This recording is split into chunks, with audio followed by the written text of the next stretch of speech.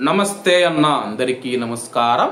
Kuwait మరియు Gulf దేశాలు మనం చూసుకుంటే చాలా వరకు చమురుపైన ఆధారపడి జీవిస్తూ ఉన్న దేశాలు. సౌదీ కానీ, కువైట్ కానీ, ఒమన్ కానీ, బెహ్రెన్ కానీ, అలాగే ఖతార్ చూసుకున్నా సరే కానీ, యూఏఈ చూసుకున్నా సరే కానీ, ఈ దేశాలన్నీ చమురుపైన ఆధారపడి జీవిస్తూ ఉన్నాయి.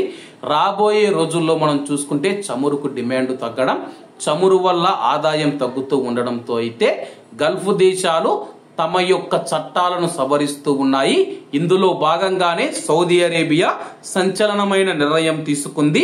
సౌదీ అరేబియా మద్యపాన నిషేధాన్ని కఠినంగా అనుసరించే దేశం అన్నమాట. దాన్ని సడలించాలని సౌదీ అరేబియా భావిస్తున్నట్లు తెలుస్తూ ఉంది. 2034వ సంవత్సరంలో ఆ దేశం ఫీఫా వరల్డ్ కప్ కు ఆతిథ్యం ఇవ్వనుంది. ఈ నేపథ్యంలో యూఏఈ, బెహ్రెన్ తరహాలో పలు ప్రాంతాలలో మద్యపాన నిషేధాన్ని ఎత్తివేయాలని ఆలోచిస్తూ ఉన్నట్లు సమాచారం. 600 పర్యాటక ప్రాంతాలలో వైన్, బీరు వంటివి దొరికేలా ఏర్పాటు చేయాలని చూస్తున్నట్లు తెలుస్తూ ఉంది.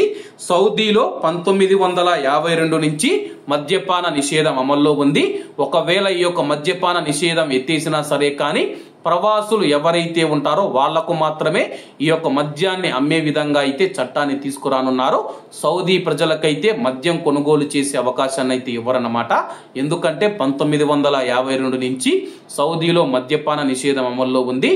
రాబోయే రోజుల్లో Saudi Arabia FIFA world cup కు ఆతిథ్యం ఇవ్వడం, అలాగే టూరిజాన్ని ప్రోత్సహించాలనుకోవడంతో అయితే చట్టాలను సవరిస్తూ ఉంది.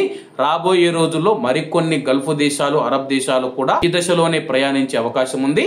కాబట్టి అందరూ బాగుండాలి, అందులో మనం ఉండాలి. అందరికీ నమస్తే అన్న, జై హింద్.